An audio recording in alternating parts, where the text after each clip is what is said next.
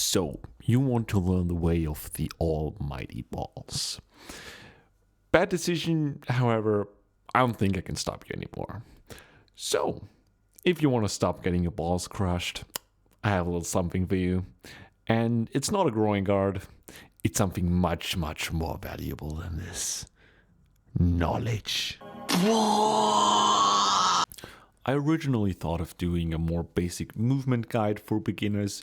However, I quickly came to realize I fucking suck at movement, which means I'll not be acting like I can give you any advice on that, and I'll just skip to engages.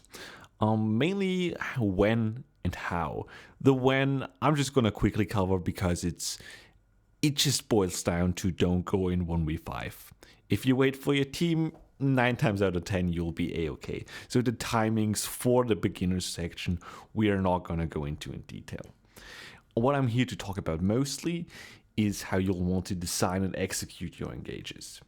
Now do keep in mind this is only a very basic introduction. It is not meant to be in any way a full guide. It's just meant to give a very general quick overview of your different types of engages and how and when you want to choose these. This is not an in-depth guide. This is just for new players starting out, trying to get a grasp of how this hero plays out.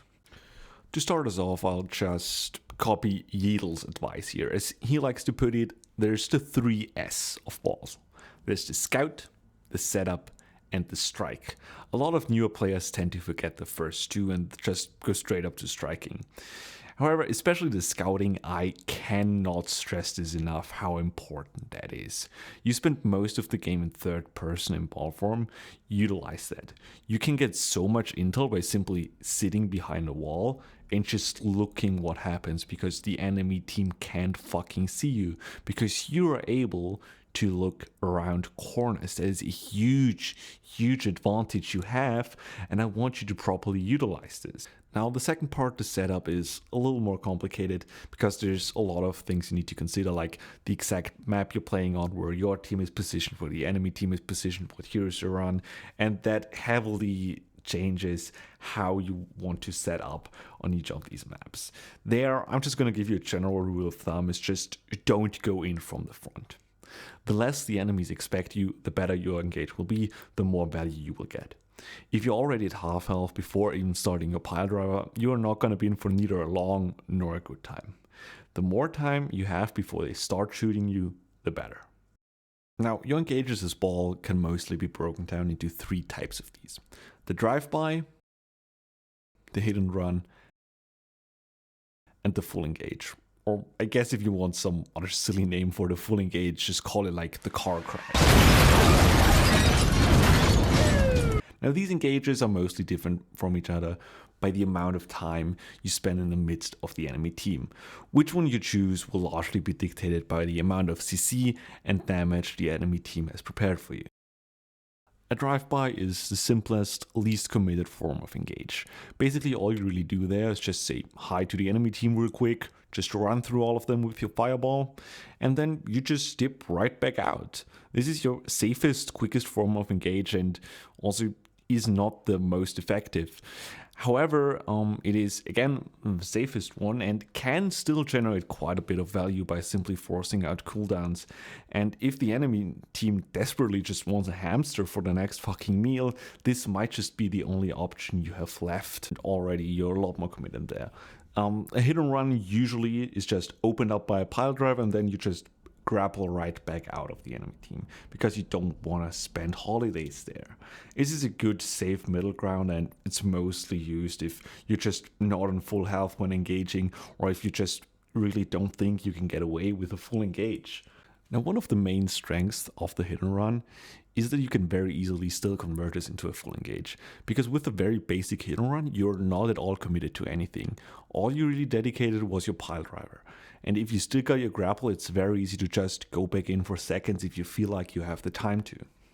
And since I already mentioned the full engage, what this is just your very basic expected ball engage. Like the basic one is just fireballing in, pile driving as a follow-up, and then just shooting at someone and hoping you get a kill.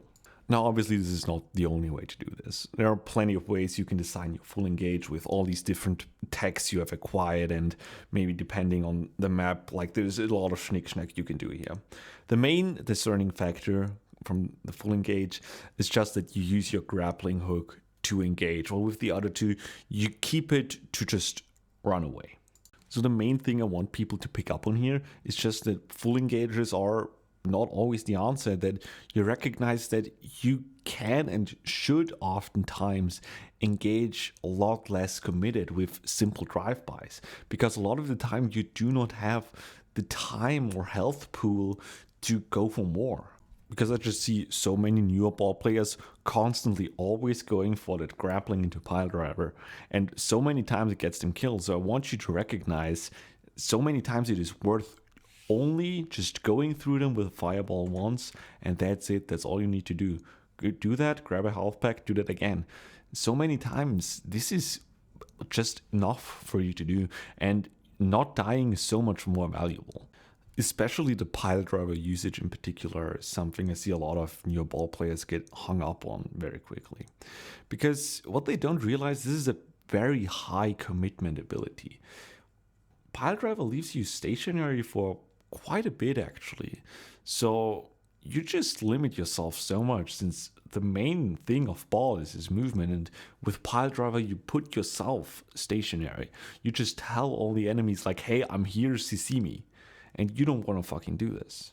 So start just doing a lot more engages without feeling like you need to do a pile driver.